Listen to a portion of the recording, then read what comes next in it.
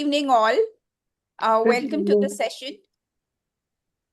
To mark the International Women's Day, the WICCI National Aviation Council, in collaboration with the Indian Women Pilots Association, presents a special fireside chat featuring the legendary aviator Nivedita Bhasin in conversation with me.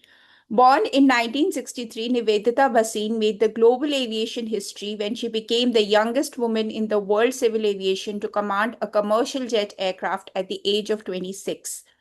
Her extraordinary journey spans 37 years of airline flying, during which she flew turboprops, Boeing, and Airbus aircrafts while breaking gender and age barriers in the aviation industry. A former B787 captain and chief of flight safety at Air India, she has held several senior operational and safety leadership roles, including heading corporate safety management systems, environmental management systems, and emergency response frameworks. She was also a part of the all women crew of Air India, which got into the record books. Today, she serves as vice president of the International Society of Women Airlines Pilots and continues to champion aviation education, diversity, sustainability, and STEM engagement for the next generation of aviators. During this session, our conversation will explore her historic journey to becoming the youngest jet commander, leadership in airline safety, training and operations, diversity and inclusion in global aviation, and promotion of aviation education. Join us as we celebrate Nivedita Bhasin on this Women's Day. Ma'am, welcome to this Thank you. session. And I am so privileged. I had read about you in my quiz books when I was a quiz champion, and the question about you always used to feature in one of our, one or the other quiz at any part of the country. So I'm so privileged that you have joined us today. And I would Yeah, like, very. I would, Thank you, Rakhee. I'm really privileged and honored to be here with WICCI and IWPA, you can say alma mater, with regards to aviation. And I think to be around so many accomplished women, it's a privilege, true privilege. Thank you. so ma'am, I would like to know, how did your interest in aviation start back then? And how did you end up becoming the youngest jetliner pilot, a woman pilot? Well, actually, Rakhee, when I was very young, I think I must have been uh, 5 or 6. The initial thought was that what will take me away from studies? And I Wow. used to I used to see the birds flying in the sky, and I would think, wow, that's freedom, that's empowerment, just to be up there and looking down on, everyone, and it'll be so liberating. I was very young, but still I had these thoughts, and I wanted to do something different. I was an achiever, I knew that, but not an academic. So I thought, that I should do something which is different, which is exciting. And my neighbors, the girls I played with while growing up, their father was an airline captain. So I do think that that had a little bit of a role, in molding or shaping my career. And plus, even at that age, I must have been 6 or 6.5 when we had that uncle as a neighbor. And there were no TVs at that time in everybody's homes, So there was one common TV around the park in one of the houses. And believe you me, can you imagine which program we used to watch on TV? All of us sitting huddled on the carpet. Star Yes. Wars. Oh, Star wow. Wars. So we grew up like that, unconventional. Our mothers were totally very, very progressive, and they let us do whatever we wanted to do. So I think growing up in a background like that helped, and voicing what we wanted to do, and they allowed us to do what we wanted, where our heart was. So I think all that shaped our careers. So that was the beginning. And my school, of course, was close to the flying club in Delhi. So every day I would see the gliders and planes flying. And then one fine day, I just found myself walking into the flying club and then asking them what are the rules and who can fly. And of course, they shooed me out of there because I had gone in my school uniform. And they said, Mhm, no way, you cannot learn flying. You please go home and study. mhm. And then I And were you walked, under 18 at that time? I mean, obviously, in your I think I was just 14 and a half Oh, at that time. okay, Yeah. okay. And then one person, he said, okay, well, don't be so disheartened. Walk next door to the gliding club, and Mm-hmm. maybe, you'll be able to start something because for gliding, the minimum age is 16. So I Okay. went there and I met my future instructor, Captain Bhasin, and I can see one glider pilot has also joined us today. So I Mm-hmm. went in and he was very warm and very kind. And he said, of course, you can start gliding. You need to be 16 to go solo. But how old are you? I said, I'm just turning 15. He said, well, start with aero modeling. Come back to me in 4 5 months and we'll Mm-hmm. start you with gliding. And Mm-hmm. then I got my solo as soon as I turned 16, and then the story continues. So I was there at the correct time, at the right time. I got an opportunity, and I'm grateful for those opportunities. Lovely. So, how did your learning about commercial airline come about, and how did you get into flying as the youngest jetliner commander? So, when I decided that I wanted to be a pilot and I started with gliding, with aero modeling, then with gliding, and then with flying, of course, like everyone else at that time, it was very expensive to fly. So I stopped midway and I was waiting for something to happen or some scholarship or something like that. And I belong to Bihar. My parents belong to Bihar. And without my knowledge, my mother applied for a scholarship at the Bihar Flying Institute. Oh my God. And A yeah, tribute to your mother today, yes, on this Women's Day, a tribute to her yeah. as well. Yeah, so she spoke to her brother, my uncle in Mm-hmm. Patna, and they applied on my behalf. And I was just sent there to do some exam, and I wasn't told, what it was for. And I Mm-hmm. went and I cleared the scholarship exam. And there I was, I find myself in this place, Patna, where I've never lived. I mean, I have to be there now for 2 or 3 years. It was a very difficult time, I must say, but because I was getting a scholarship, I Mm-hmm. didn't mind, I didn't care what it was, and I just started my flying.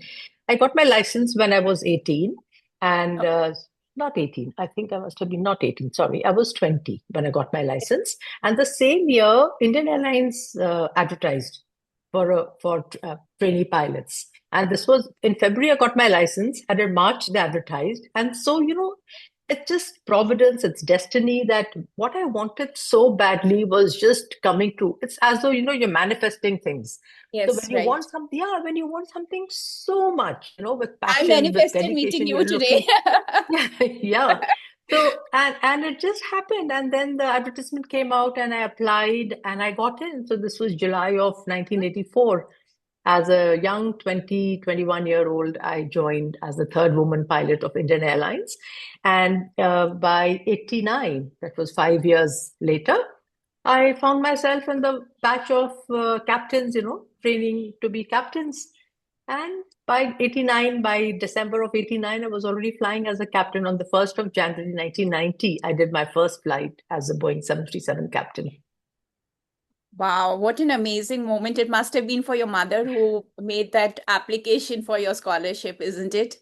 Yeah, absolutely, absolutely. Of course, I mean, everybody in the family has to pitch in when, Right. you know, somebody has to do something. Everybody, my father, my mother, my brother, my older sister. So everybody, is there in some way or the other to help you, to see you through. So at that point of time when it was all over the, press that you were the youngest woman pilot in command, uh, did you think that you really achieved something which was so unique? And did that sink in, or you thought maybe, you were very modest about it? So what was exactly your feeling at that point of time? Yeah, so it was a lot of excitement for sure, of Okay. course, because becoming a captain was very exciting. But I think not the fact that I had become the youngest really, Mm-hmm. because as women, as pilots, we were still finding our feet. Mm-hmm. I was the third, like I said, I was the third. And before me was Captain Durba Banerjee, then came Captain Sudhamni Deshmukh, then I joined. And we were still trying to, garner that confidence the of our colleagues, of the Mm-hmm. airline, of the management, and of the public that Yes. women can also fly. So everything was like quite petered down, even our excitement had to be kept under control. Okay.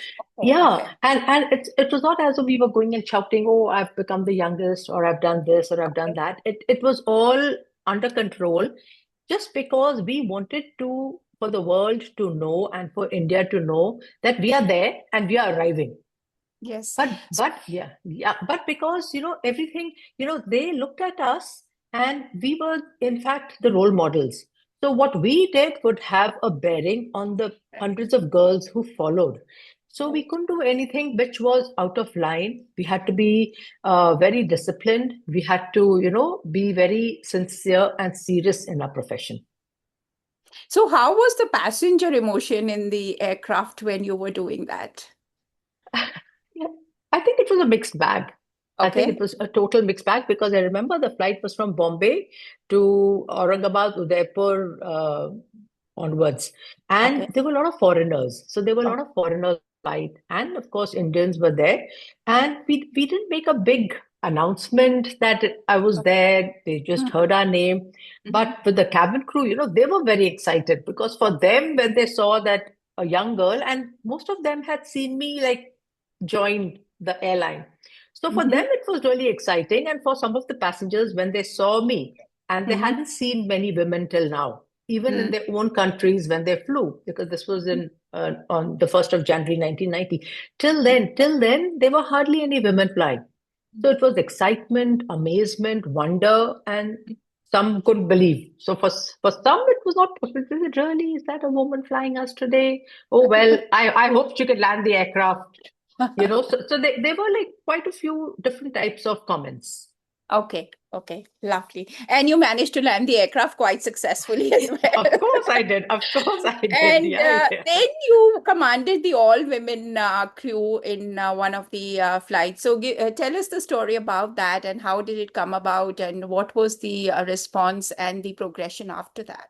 Yeah, so the all women crew flight was before I became a captain, and I did it with Captain Sadamni Deshmukh. So I was a co-pilot at that time. Okay. And like Mohini mentioned in her interview a few days back, that we didn't know that we were the first in the world, to Mhm. fly such a flight. And then when we came and then we were discussing, we said, oh, I think we made a world record. So then we Mhm. had to reenact the flight. And Okay. then it became, yeah, and then that was a very major milestone in Indian aviation, I must say, because it was the first in the world where the captain, co-pilot, as well as the cabin crew were all women, and that too for an IATA airline. So they have been other flights where the captain and co-pilot have been women, or it has been a small commuter airline, or it was not an IATA airline. So there were flights before us also, cargo, Mhm. but Mhm. not a scheduled passenger IATA airline. So that was a very big, feather in our cap, and for women in Yes. general, for Indian Airlines, because they really blew it up. Publicity wise, they gave us a lot of importance, publicity, and I think we all by then we were basking in the glory of our flight. And that glory is forever because I still have those cuttings with me of Oh, those newspapers I had kept. And you have also shared something. So I'll probably make a LinkedIn post of that and share with today. okay, We may not get the time to project it. So sure. I move to the next question, which is the world today, where you see a lot of conflict zones. And I'm told that you have done a lot of conflict zone evacuations also. So, as women, to fly a plane into a conflict zone and to evacuate out of there. So, what do you think were your, mental strengths at that point of time, which allowed you to do those evacuations? And if you can express a few of those stories with us. Yeah, so one which is foremost in my mind, which I really want to share with you, is about the Operation Homecoming, it was called. Mm-hmm. Operation Homecoming, I think it was in 2009 in Libya. And Okay. overnight there was war, and we had to fly to Tripoli. So we were doing flights to Tripoli and Sabah. And I Mm-hmm. was I was working very closely in operations at that time with the dispatch, with operations, and we had no time to think. So Mm-hmm. the first thing was we were not given any time to think. We had to jump into action. Overnight, we made the flight plans, and the first flight from the Indian Airlines crew, we flew an Airbus 300. Air India we flew an Airbus 330, and Air India, erstwhile Air India, flew a jumbo, Boeing 747. So we could take around 250 passengers and they could bring back almost 400 passengers. And we were coordinating with the Ministry of External Affairs. So we Mhm. got all the contacts, a control room was set up, we checked the weather, but there were no navigational aids. It was Tripoli at that time. It had a very basic, there were not many navigational aids, very basic. And none of us had been there, of course. There was no practice flying. There was no simulator session before that. We just did everything impromptu. We sent Oh, in our first plane, which was operated by an instructor, by an examiner. I was also one of the captains. I was the second captain. yeah. And there were two co-pilots. And Hmm. it was a 9.5 hour flight from Delhi to Tripoli. We landed there in the early morning and we just circled twice to make sure everything looked safe because there was not much communication with the ATC also. We Oh, landed and then nobody knew what would happen after that because we had some security personnel on board. We had a right. couple of cabin crew on board and then four pilots. And then we were just waiting. So I think we had to wait almost 8.5 hours at the airport before we saw the first batch of passengers coming in. So, amidst a lot of uncertainty, Hmm. fear, and not nothing known about what Yes. time we would come back, what would happen, or whether we would return home safe. We just did it because we were asked to do it and because we had to bring our fellow Indians home. And the And responsibility of so many lives on you, right? I so mean, many lives, of interaction. Yeah, course, yeah. so many lives, of course. And I'm flying such a plane which is worth hundreds of Mhm. thousands of dollars worth. And, Yeah. on that flight, you won't believe on the second or the third flight that I did, when I came back, I got a note from one of the passengers. And Okay. the crew said that one passenger wants to meet you. So I said, Okay. yeah, sure. When I came out, there was this lady in a hijab and she lifted her hijab and she started crying. And she started really weeping. Mm-hmm. And she happened to be our neighbor when I got married, and I used to live in Calcutta. She was our neighbor, and she said it had to be you to bring me back to Oh, India safely. wow. Wow. So, I mean, heartwarming stories, and really, it was meaning we could have wept every single day. We Yeah. operated flights to Sabah, we operated flights to Tripoli, and some of our crew had to be got stuck and they had to stay overnight. And there was shelling all over. It was very unsafe. Actually, it was very unsafe. But luckily, all our crew came back safely and we got all the passengers. Just hold on one second.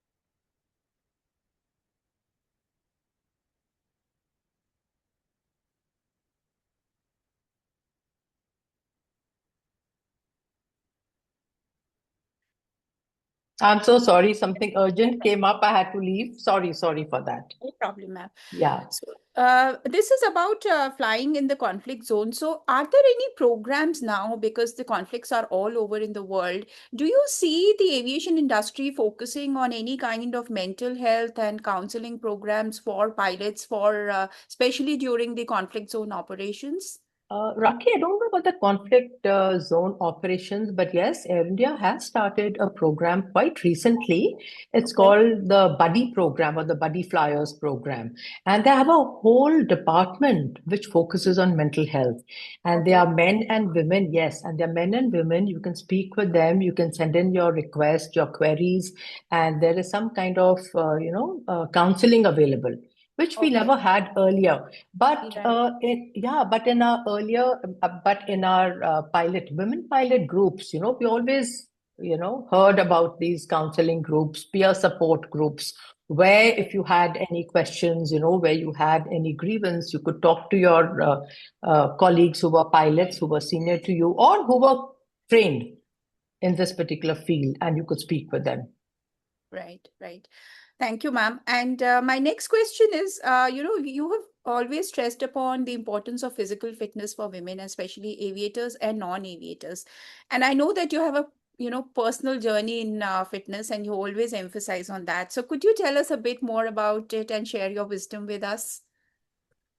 I always say that our lives are like the three corners of a triangle, Mm-hmm. and the apex always changes. Mm-hmm. So one corner of the triangle is career, Mm-hmm. one corner is fitness, and the other corner is family. Mm-hmm. So in your life, every few months the apex has to change. Sometimes you'll devote more time to your career, sometimes, to your family when the children are growing up or the children have exams or there's some big major event in the family. But fitness has to go side by side. We cannot put it on a one dimension only. And it Mm-hmm. has to be like every day. So we need our mental, we need our physical, we need our, jogging, jogging of the brain, jogging in the real sense.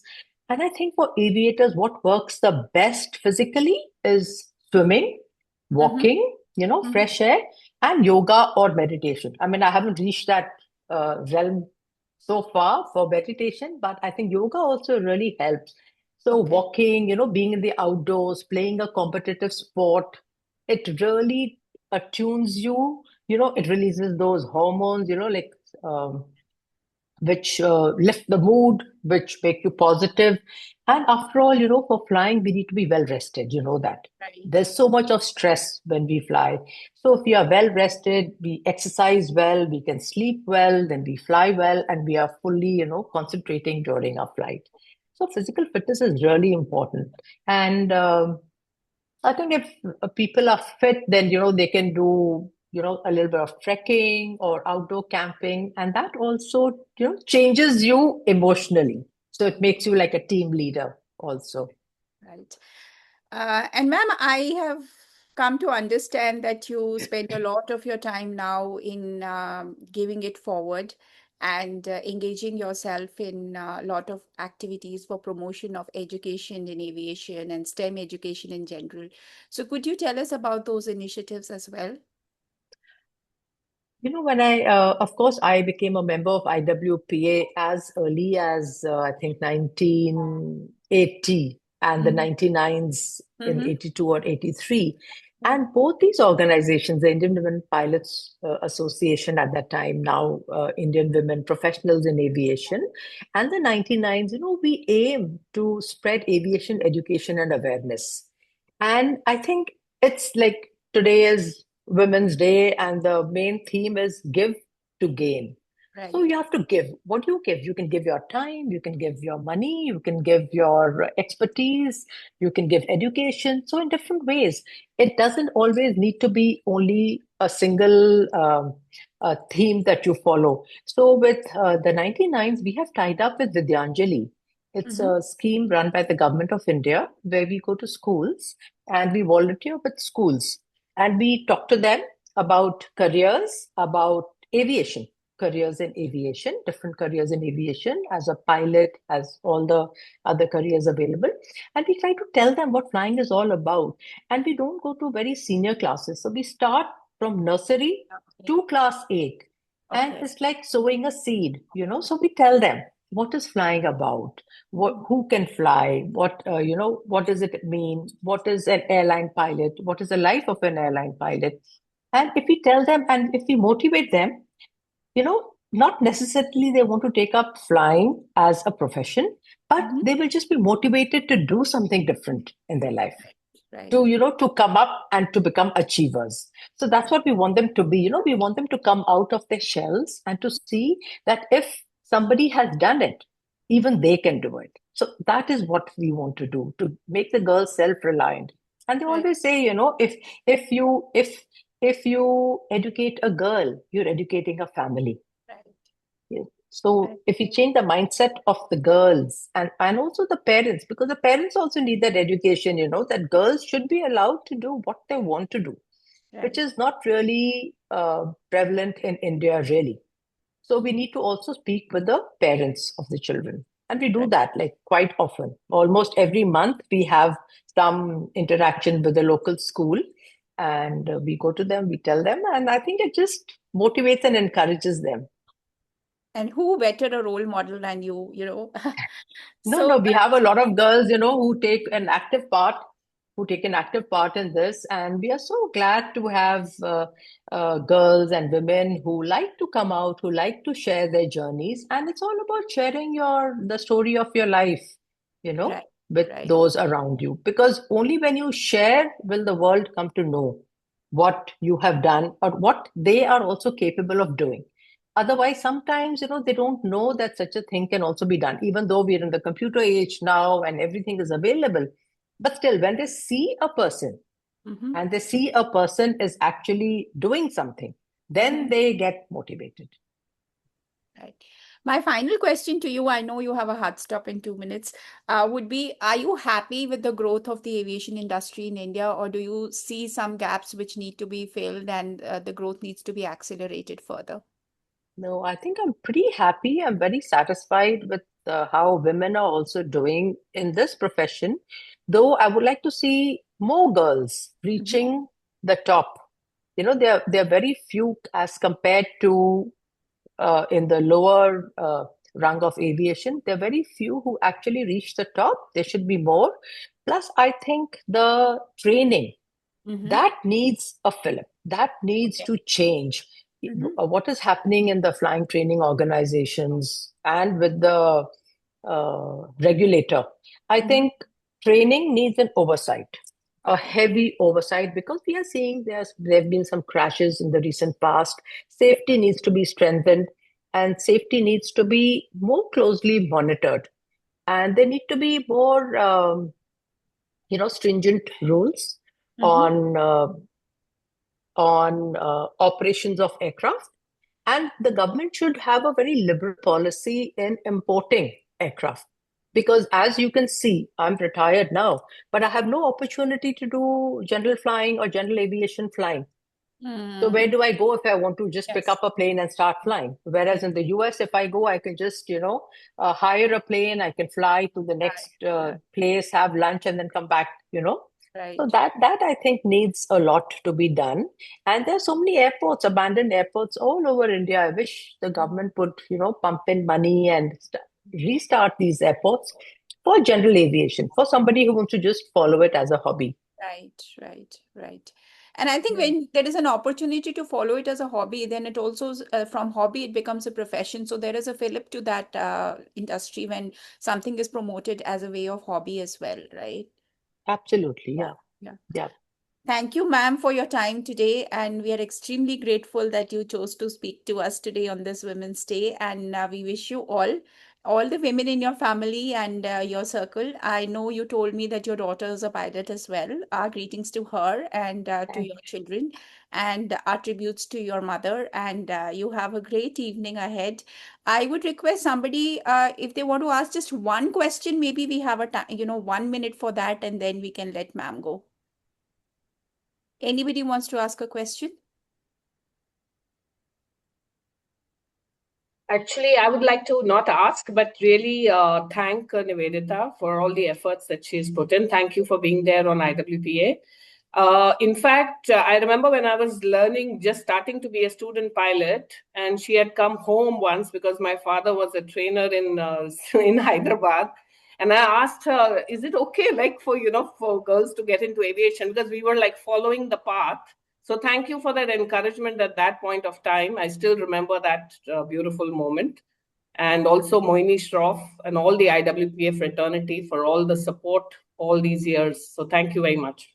Yes, thanks a lot, Harpreet. And I remember that evening or afternoon very, very clearly because we were 12 of us from the batch of the 30th batch of trainee pilots. I think it must have been in the December of 84 that we visited your father, and you and your sister performed a dance for us. And I can never forget that day. So thank you so much for remembering it.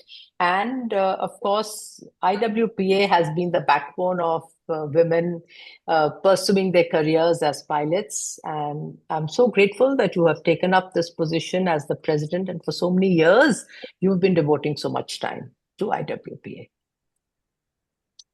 Thank you. And thank you, Harpreet. And for those uninitiated, Harpreet has been the first CEO of an airlines in India, first woman CEO of an airlines in India. And she has had a tremendous journey and an inspiration by herself. So thank you, Harpreet, for being the backbone of what we do today. And thank you all. And I shall be closing the session now, if that's okay with everyone. Yeah, Thanks, even I would like Rakhee. to thank, I would like to thank ma'am, Nivedita ma'am. She's been my role model since 1998, and I love to always talk to her, meet her, and I hope she carries on this legacy with her grandchildren also. That Thank you. we are already Thanks, followers. Gitanjali. I'm sure. Yeah. All the Thank you so blessings, ma'am. much. You have Yeah, been a lot of inspiration, just like thank our parent, you. you've been also. Thank you so Yes. much, ma'am. And what a lovely Yeah. day to connect. So, a happy Yeah. Women's Day to all the ladies, to the mothers and the grandmothers. Yeah. Thank you. Thank you. There And are some simply men this. logged in, I think, and a happy Women's Day to the women in the life of all the men who have logged in as well. Okay. Thank you. Thank you very much for having me here. Thank you. Bye bye, ma'am. Bye. Bye-bye. Bye. Good Bye. evening. Bye. Bye.